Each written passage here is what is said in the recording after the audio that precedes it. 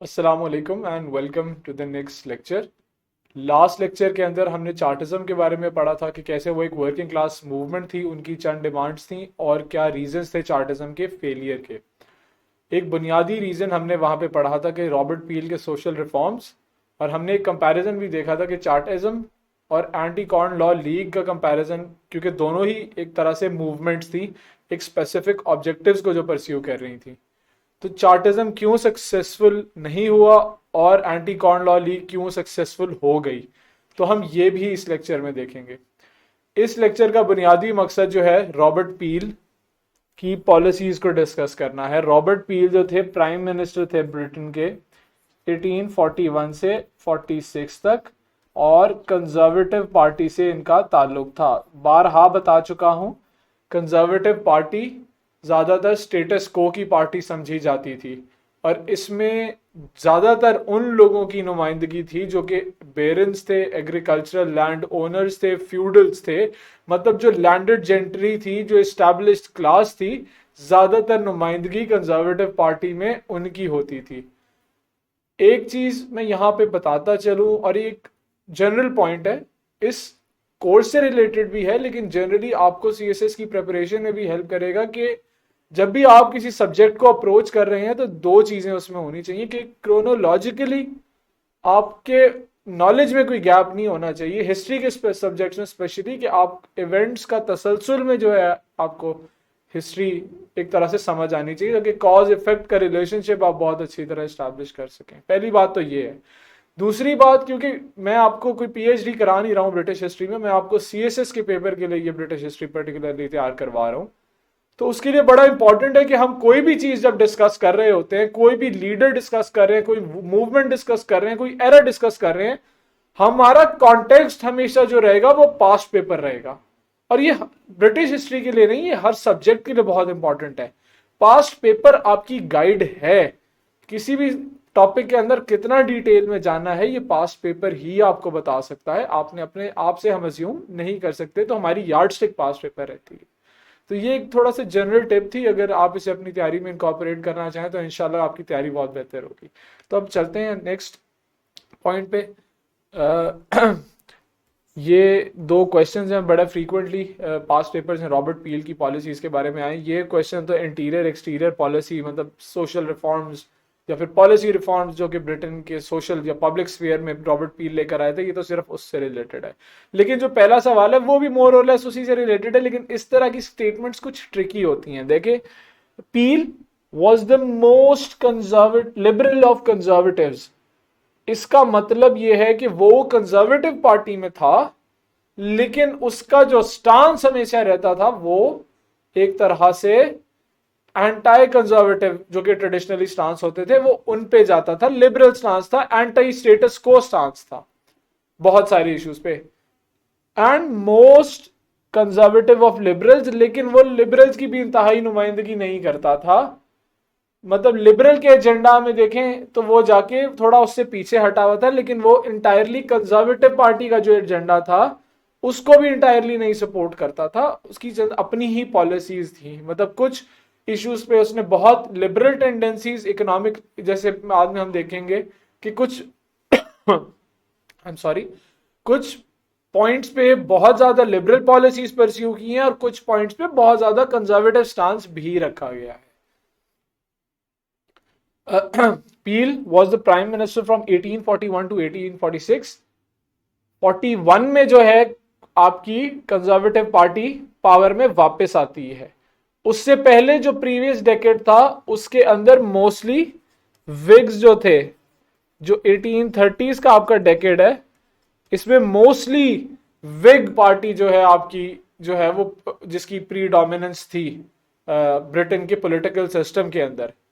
अब रॉबर्ट पील ने तमाम पार्टी को रीऑर्गेनाइज किया, जिसकी वजह से 1841 का इलेक्शन जो है वो कंजर्वेटिव पार्टी ने जीता, और 5 साल दौर था प्राइम मिनिस्टरशिप का रॉबर्ट पील का। अब मसाइल क्या थे? एक, ब्रिटेन में उस वक्त इकोनॉमिक स्लंप चल रहा था। दो, वर्किंग कंडीशंस इंतहाई खराब थी इंडस्ट्रियल टाउन्स में, वर्कर्स में। हम चार्टिस्ट मूवमेंट में ये चीजें देख चुके हैं। चार्टिस्ट मूवमेंट खड़ी ही इस वजह से हुई थी कि जो वर्किंग क्लास थी, जो कि कारखानों में काम कर रही थी, उनके जो लिविंग कंडीशंस हैं, उनकी जॉब्स हैं, उनकी सोशल सिक्योरिटी है, वो ना होने के बराबर थी।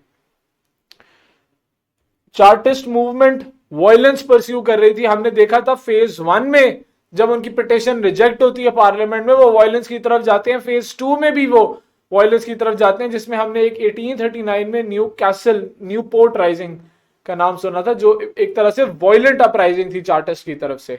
और चौथा जो ब्रॉडर मसला था वो एंटी कॉर्न लॉ लीग का था। एंटी कॉर्न लॉ लीग का ये स्टांस था कि जो इंपोर्टेड फूड है, पर्टिकुलरली कॉर्न, उस पे से tariffs is a form of tax, that the government should remove tariffs from those items so that cheap food items can be imported from abroad and it can act as a substitute for the expensive food items that are produced inside Britain.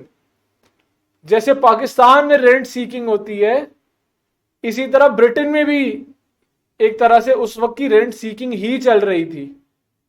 जो conservative party, क्योंकि mostly landed gentry जिनके पास जमीनें थी, feudals थी, और वही corn उगाते थे, तो वो चाहते थे कि हमारी कॉर्न यूज की जाए। इसकी बड़ी एक अच्छी मिसाल है कि पाकिस्तान, वर्ल्ड अगर आप में देखें ना, तो उसमें गन्ने की प्राइस सस्ती है पाकिस्तान, लेकिन जो है वो गन्ना लोकली उगाता है, वो बाहर से इंपोर्ट नहीं करता, क्योंकि यहाँ पे मोस्टली पॉलिटिशियंस जो हैं उनकी जो है गन्ने की शुगर मिल्स हैं। अब होता ये एक रेंट सीकिंग की बेसिकली फॉर्म है। वीट में भी इसी तरह की रेंट सीकिंग है, आपकी शुगर कैन में भी, क्रॉप्स में भी इस तरह की रेंट सीकिंग है। अब जो एक्सेस शुगर की इन क्रॉप होती है ना पाकिस्तान में, जब वो हर सीजन में बच जाती है, तो आपको सब्सिडी देके आपके टैक्स पेयर के पैसे पे वो चीज़ आपको एक्सपोर्ट करनी पड़ती है, क्योंकि अगर आप वो सब्सिडी नहीं दोगे, उसकी प्राइस नीचे नहीं लाओगे, तो इंटरनेशनल मार्केट में आपकी कमोडिटी कंपेटिटिव नहीं रहेगी। और अगर वो क्रॉप पड़ी रह जाएगी, तो जो किसान अगली फसल को हार्वेस्ट करेगा, उसकी कीमत, उसे जो उसकी उजरत है, वो उसको बराबर नहीं मिलेगी, क्योंकि मार्केट में एक सरप्लस क्रॉप पहले से पड़ी हुई है। अब टैमवर्थ मैनिफेस्टो एमसीक्यूज के लिए बहुत इंपॉर्टेंट है। रॉबर्ट पील ने कंजर्वेटिव पार्टी को एक न्यू इमेज दिया और टैमवर्थ मैनिफेस्टो की फॉर्म में। कंजर्वेटिव पार्टी ने कभी भी रिफॉर्म एक्ट को एक्सेप्ट नहीं किया था, लेकिन पील की वजह से उन्होंने 1832 का रिफॉर्म एक्ट एक्सेप्ट किया और इसे एक इर्रिवोकेबल सेटलमेंट के तौर पे माना। It also formalized party's new program which supported reform as opposed to the old Tories। तो एक तरह से कह सकते हैं कि एक न्यू टूरिज्म का आगाज था रॉबर्ट पील के दौर में। इकोनॉमिक पॉलिसी देख लेते हैं। विग पार्टी प्रीवियसली थी, उन्होंने एक बजट डेफिसिट छोड़ा हुआ था। उसके अलावा चंद पुअर हार्वेस्ट की वजह से फूड प्राइसेस जो है बहुत ज़्यादा हो गई थी। पुअर हार्वेस्ट का मतलब कि जितनी मिकदार गवर्नमेंट ने एंटिसिपेट की हुई थी, उतनी मिकदार फूड आइटम्स की नहीं आई। डिमांड एंड सप्लाई के, सप्लाई बहुत कम है तो डिमांड ज़्यादा है, तो प्राइसेस ऑटोमेटिकली ऊपर चली गई। तो एक तरह से इकोनॉमिक स्लंप आ गया ब्रिटेन के अंदर, और अल्टीमेटली वर्किंग क्लास को इससे मसाइल पैदा होने थे। अब रॉबर्ट पील की पॉलिसीज हम कुछ देख लेते हैं कि फ्री ट्रेड, वो हमेशा फ्री ट्रेड का हामी था। फ्री ट्रेड से मुराद ये है कि अगर मैं एक कमोडिटी सस्ती प्रोड्यूस कर रहा हूँ, तो वो मैं इंटरनेशनल मार्केट में बेचूंगा। अगर मैं गन्ना महंगा प्रोड्यूस कर रहा हूँ, इंडिया में सस्ता गन्ना प्रोड्यूस हो रहा है या प्याज सस्ती प्रोड्यूस हो रही है, तो मैं इंडिया से प्याज लूंगा और इंडिया में जैसे जो चीज़ महंगी प्रोड्यूस हो रही है वो मैं यहाँ से बेचूंगा। मैं यहाँ पे किसी इंडस्ट्रियलिस्ट को प्रोटेक्शन प्रोवाइड नहीं करूंगा। तो रॉबर्ट पील भी जो है वो एक तरह से फ्री ट्रेड का हामी था, इसीलिए उसने ड्यूटी, जिन्हें टैरिफ्स कहते हैं, उसने रिमूव किए थे 600 आर्टिकल्स पे। और उसने इंपोर्टेड कॉर्न में रिडक्शन भी की थी। इंपोर्टेड कॉर्न पे जो ड्यूटी थी, क्योंकि जब ड्यूटी आप किसी चीज़ पे बेसिकली लगा देते हैं, जैसे पाकिस्तान में लग्जरी कार से बहुत ज़्यादा ड्यूटी है, तो उसकी प्राइसेस बहुत ऊपर चली जाती है। बेसिकली गवर्नमेंट डिस्करेज करती है कि आप सस्ती कॉर्न बाहर से मंगवा सको। तो आप करते क्या हो, आप अपनी ही महंगी कॉर्न, जो कि आपकी अपनी पार्टी के लोग, कंजर्वेटिव पार्टी के उगा रहे थे, आप चाहते थे कि वो ही बिकती रहे। इनकम टैक्स पे रॉबर्ट पील ने रिफॉर्म किया कि ये टैक्स टोरीज ने 1816 में अबॉलिश कर दिया था, लेकिन पील इसको री इंट्रोड्यूस किया, क्योंकि एक तरफ से वो ड्यूटीज नीचे कर रहा था, तो ड्यूटीज की तरफ से जो पैसा आना था उस वैक्यूम को फिल करने के लिए उसने इनकम टैक्स दोबारा रीइंट्रोड्यूस किया। वो बैंक चार्टर एक्ट आया 1884 में, जिसमें कोई बैंक्स न्यू बैंक्स को नोट्स इशू करना अलाउ नहीं था, और एक बैंक 14 मिलियन पाउंड के इशू एग्जिस्टिंग बैंक्स इशू कर सकते थे, लेकिन अगर इससे एक्सेस में वो कोई भी नोट छापते हैं तो उन्हें वो उतनी ही अमाउंट का गोल्ड अपने वॉल्ट में रखना पड़ता है। इकोनॉमिक्स का एक असूल है कि मोर मनी अगर आप प्रिंट करते हैं तो वो इन्फ्लेशन कॉज करती है। तो इसको कंट्रोल कैसे किया जाता है मॉडर्न मॉनेटरी पॉलिसी में, कि आप जो इंटरेस्ट रेट होता है जिसे हम शरह सूद कह देते हैं, पाकिस्तान में इस वक्त मेरे ख्याल से 23% चल रही है शरह सूद, आप शरह सूद बढ़ा देते हो ताकि लोगों के लिए कर्जा लेना बहुत मुश्किल हो जाए और सर्कुलेशन जो है इकोनॉमी में पैसे की वो कम से कम हो जाए, क्योंकि लोग कर्जे नहीं लेंगे। लोगों को पता होगा कि अगर वो बैंक में पैसे रखेंगे तो उन्हें 21-23% जैसे आज की कंडीशन पाकिस्तान की है, इस हिसाब से वो कर्जा मिल जाएगा। तो वो सपोज कर देंगे वो पैसा सर्कुलेशन में लाने की बजाय, कहीं इन्वेस्ट करने की बजाय आप बैंक्स में रखो ताकि इकोनॉमी में सर्कुलेशन कम हो और इन्फ्लेशन बढ़े। तो उसने नोट नए छापने पर बैन लगाया था ताकि इन्फ्लेशन जो है उस पर काबू पाया जा सके। कंपनीज एक्ट कि कंपनीज जैसे इंडस्ट्रियलाइजेशन की वजह से जितनी नई नई कंपनीज आ रही थी उन्हें किसी तरह रेगुलेट किया जाए, कंपनीज एक्ट इसीलिए था। इसी तरह फैक्ट्री एक्ट था, जिस एक सोशल रिफॉर्म मैयर था वर्किंग क्लास के लिए। अब देखिए यहाँ पे वर्किंग क्लास, रॉबर्ट पील उनके लिए रिफॉर्म्स परस्यू कर रहा है, लेकिन चार्टिस्ट मूवमेंट में भी उन्हें कुछ रिप्रेजेंटेशन मिल रही है, जैसे कि it included provisions for limiting working hours for women and young persons, कि अगर औरतें किसी हेल्थ कंडीशन या फिर किसी मैटरनिटी कंडीशन की वजह से काम करने से, या यंग लोग नहीं कर पा रहे, तो उनके लिए वर्किंग आवर्स कम किए जाएं। मतलब एक तरह से सोशल रिफॉर्म है। सोशल, इकोनॉमिक, पॉलिटिकल रिफॉर्म्स आपको तीनों नजर आएंगे। मॉडर्न पुलिस फोर्स की जो बुनियाद है वो रॉबर्ट पील ने रखी थी। रॉबर्ट पील की पीलर जिन्हें कहते थे, आपने अगर किसी ने क्रिमिनोलॉजी पढ़ी है तो क्रिमिनोलॉजी में जो है इसका रॉबर्ट पील का जिक्र है। ये अराउंड 1840s में इसने नई पुलिस फोर्स की, लंदन मेट्रोपॉलिटन पुलिस, जिसका नाम मेरे ख्याल से एग्जैक्ट इसमें मैं याद नहीं आ रहा, लेकिन इसी तरह की मॉडर्न पुलिस फोर्स जो कि एक लॉ इन्फोर्समेंट जिसका मेजरली काम था शहर में रहते हुए, वो रॉबर्ट पील ने कायम की थी। 9 प्रिंसिपल्स ऑफ पुलिसिंग भी रॉबर्ट पील की ही एक तरह से इजाद हैं। तो लॉ इन्फोर्समेंट में भी हमें इंटरवेंशन रॉबर्ट पील की नज़र आती है। माइंस एक्ट इसी तरह से एक सोशल रिफॉर्म मैयर था जो कि इंडस्ट्रियलाइजेशन के जो नुकसानात थे जो कि वर्किंग क्लास पर आ रहे थे, जो कि पुअर वर्किंग कंडीशंस थी आपकी माइंस के अंदर, उनको रेक्टिफाई किया गया माइंस एक्ट की वजह से। अब हम एंटी कॉर्न लॉ लीग पर आ जाते हैं कि इनिशियली जो है पील ने कॉर्न लीग को सपोर्ट किया था, जो सपोर्टेड द कॉर्न लॉज को सपोर्ट किया था, जो कि टैरिफ्स को रखने पर बजिद थे।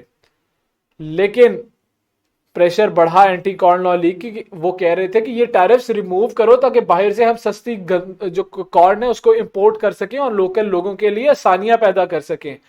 That the British state should not protect, or the Conservative Party should not protect the landed gentry or the feudal class that mostly belonged to the Conservative Party at that point. तो Richard Cobden और John Wright, these are two figures that were part of the Anti-Corn Law League, so argued that the laws artificially inflated food prices and hurt the interests of the poor and working class. कि artificial inflation है basically tariffs लगाना। पील ने भी अपनी policy फिर इस पे change की और 1846 में अ bill was introduced in the parliament. Conservative party ने इस बिल को अपोज किया, बट पील और कुछ और अदर पार्टी मेंबर्स जो दूसरी पार्टी से बिलोंग करते थे, उन सब ने मिलकर इस बिल को बेसिकली पास थ्रू किया और आपकी जो कॉर्न पे, जो इंपोर्टेड कॉर्न पे जो टैरिफ्स थे, उनको इंटायरली रिमूव किया गया। अब हुआ क्या, इसका कॉन्सिक्वेंस क्या था कि it lowered food prices, it eased, very important point, that it ease the tension between urban and rural interest. क्योंकि रूरल इंटरेस्ट ये था कि टैरिफ बरकरार रहते, अर्बन इंटरेस्ट ये था जो वर्किंग क्लास का था कि टैरिफ को रिमूव किया जाता। तो एक तरह से जो वर्किंग क्लास का एक तरह से ये भी मुद्दा था कि सस्ता खाना अवेलेबल हो, उस चीज को इंश्योर किया गया। Aligned the country with emerging trend of trade liberalisation, free trade की तरफ, जैसे मैंने पहले बताया रॉबर्ट पील गया। रॉबर्ट पील की आयरिश पॉलिसी हम देख लेते हैं थोड़ी सी। As chief secretary of Ireland he tried to suppress the agitation under the leadership of O'Connell. अगर आप आयरलैंड के नोट्स जो कि मैंने प्रोवाइड किए हुए हैं पिछले सेक्शंस में, अगर आप वो देखें तो आपको एक तरह से तसलसल के साथ जो आयरिश इशू था वो उसकी तो समझ आ जाती है। लेकिन हम स्पेसिफिक जो पील के एरा में दो तीन चीजें हुई थी, हम उन पर अभी नजर डाल देते हैं। कि कैथोलिक एमेंसिपेशन एक्ट, शायद हमने पहले भी जिक्र किया हुआ है कि आयरिश पॉपुलेशन मेजरली कैथोलिक्स पे डिपेंडेंट थी, तो कैथोलिक एमेंसिपेशन एक्ट ने बहुत ज्यादा फ्रीडम्स जो कि एक तरह से पहले अवेलेबल नहीं थे आयरिश पॉपुलेशन को, उन्हें इंश्योर किया। और पील ने लॉर्ड वेलिंगटन की मदद की एक्ट पास करने में। उसने आयरिश में एजिटेशन वायलेंस को रोका ताकि इंग्लैंड के अंदर ही आयरलैंड की पॉपुलेशन को रखा जा सके। लेकिन इसके साथ साथ उसने एक कमीशन अपॉइंट किया जो कि आयरिश टेनेंट्स की ग्रीवेंसेस को एड्रेस करेगा। टेनेंट फार्मिंग में बेसिकली क्या होता है कि the tenants are just there to till the land and they are not the owners of the harvest. वो एक फिक्स्ड रेट पर एक बंदे से जो है वो जमीन ले लेते हैं, जो कि मोस्टली एंग्लो या इंग्लिश बैरन था या फ्यूडल था। जो तमाम प्रोड्यूस थी वो उस फ्यूडल के पास जाती थी and they worked at a very paltry, at a very small amount. तो बेसिकली एक्सप्लॉयटेशन का एक तरह से तरीका था। लेकिन पील ने सिर्फ एक कमीशन अपॉइंट किया था, उस कमीशन की रिकमेंडेशंस जो है वो पास नहीं हो चुकी थी। आगे हम जाके देखेंगे जब हम ग्लैडस्टोन जो कि प्राइम मिनिस्टर 4 बार बने थे ब्रिटेन के, उनका एरा जब हम देखेंगे तो हम देखेंगे कि किस तरह आयरलैंड का जो इशू था स्पेशली लैंड राइट से रिलेटेड, वो किस तरह रिजॉल्व होता है या रेजोल्यूशन की तरफ जाता है। फिर फॉरेन पॉलिसी में देखें कि वेस्ट कोस्ट का जो बॉर्डर इशू था यूएसए और ब्रिटेन का, उसको रिजॉल्व किया गया। फर्स्ट एंग्लो अफगान वॉर जो कि सब कॉन्टिनेंट में हुई थी और ब्रिटेन को इसमें शिकस्त हुई थी, उसको ख़त्म करने के लिए लॉर्ड एलनबरो को भेजा गया। आप अगर, और यही वो एरा है जहाँ पे जो है सिख वॉर भी होती है, फर्स्ट एंग्लो सिख वॉर और सेकंड एंग्लो सिख वॉर। जब रंजीत सिंह तो 1839 में शायद डेथ हो जाती है, उसके बाद उनका किंगडम स्प्लिट कर जाता है। तो जब अफगान साइड से ब्रिटेन को डिफीट हुई तो उन्होंने चाहा कि इस पंजाब का जो एरिया है, पंजाब सिंध, ये सारा तब एक ही समझा जाता था, तो इस पर कब्जा कर लिया जाए। तो first Anglo Afghan war, second Anglo Afghan war भी हमें इसी पॉइंट पे नजर आती है। और 1848 में ट्रीटी ऑफ लाहौर हमें नजर आती है, जिसमें सिख किंगडम जो था उसका इंटायरली खात्मा हो जाता है। He brought Chinese war to an end through the treaty of Nanking. Chinese war क्या थी? ओपियम वॉर थी बेसिकली। कि जो ब्रिटन्स थे ये बेसिकली जो हशीश जिसे कहते हैं या ओपियम जो नशावर अद्वियात होती हैं चाइना में बेसिकली डिस्ट्रीब्यूट करते थे।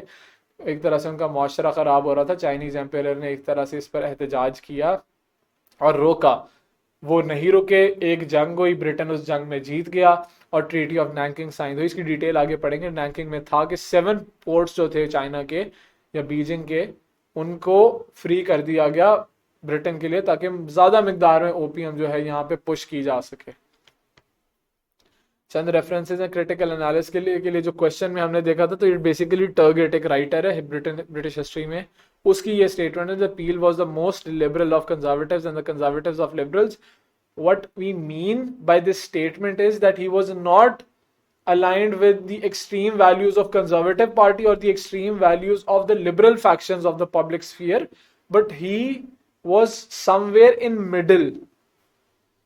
जैसे हमने कॉर्न लॉ लीग पे उसका ऑपोजिट स्टांस देखा कंजर्वेटिव पार्टी से, तो ये उन चीजों की मैनिफेस्टेशन है। और यही पॉइंट अगले में मैंने एम्फसाइज किया that he tried to keep a balance between extreme Toryism and radicalism and developed liberal Toryism. ये स्टेटमेंट अगर आप इंट्रोडक्शन में लिखें तो आपका इंट्रोडक्शन राइटर को भी, जो एग्जामिनर होगा उसको भी समझ आती है कि मतलब कैंडिडेट एक तरह से बहुत अच्छा कैंडिडेट का पेपर वो चेक कर रहा है और कैंडिडेट को असल में समझ है आइडियाज़ की और हिस्ट्री इवेंट्स जिस तरह इवॉल्व कर रहे हैं।